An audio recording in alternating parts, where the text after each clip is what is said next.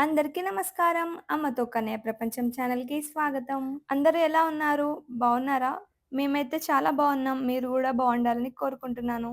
ఈరోజు నేను మీ అందరి కోసం చాలా సింపుల్‌గా, టేస్టీగా ఉండే బనానా జ్యూస్ ఎలా చేసుకోవాలో చూపించబోతున్నాను. మీరు ఒక్కసారి ఇలా చేస్తే రోజు చేసుకొని తాగాలనిపించేంత రుచిగా ఉంటుంది ఈ జ్యూస్. ముఖ్యంగా బనానా తినడానికి ఇష్టపడని చిన్న పిల్లలకు ఈ జ్యూస్ చేసి ఇవ్వండి. వాళ్ళు కూడా ఎంతో ఇష్టంగా తాగుతారనమాట ఈ జ్యూస్. అంత బావుంటుంది. ఇక్కడైతే నేను ఒక బనానా అయితే తీసుకున్నాను. మరీ కచ్చగున్న బనానా అయితే తీసుకోకండి. కొంచెం పండినది తీసుకోండి.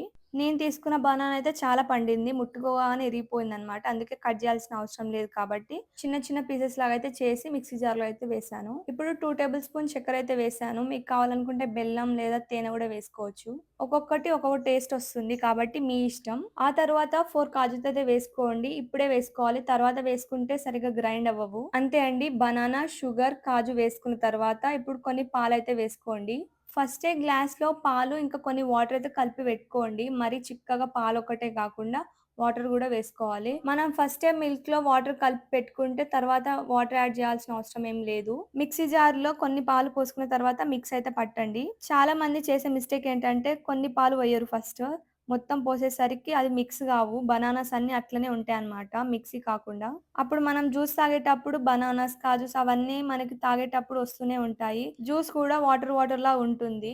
అందుకే ఫస్టే కొన్ని పాలు పోసుకొని మెత్తగా మిక్సీ పట్టండి. ఆ తర్వాత జ్యూసీ జార్‌లో మీరెంత తాగాలనుకుంటున్నారో అంత క్వాంటిటీ ఆఫ్ మిల్క్ అయితే పోసుకోండి. ఒక 1 మినిట్ అట్లా మిక్సీ పట్టండి. మంచిగా స్మూతీలాగా అవుతుంది. మిక్సీ జార్‌లో మిల్క్ మరీ ఫుల్‌గా అయితే వేయకండి. కొంచెం స్పేస్ అనేది ఉండాలి. నేను చూపిస్తున్నాను గదా! అట్లా. మరీ ఫుల్‌గా పోసినా సరిగ్గా మిక్స్ అవ్వదు. అట్లనే స్మూత్‌గా అవ్వదనమాట జ్యూస్. ఒకవేళ గ్లాస్‌లో కొన్ని పాలు మిలిగాయనుకోండి, రెడీగా ఉన్న జ్యూస్ ఉంది కదా!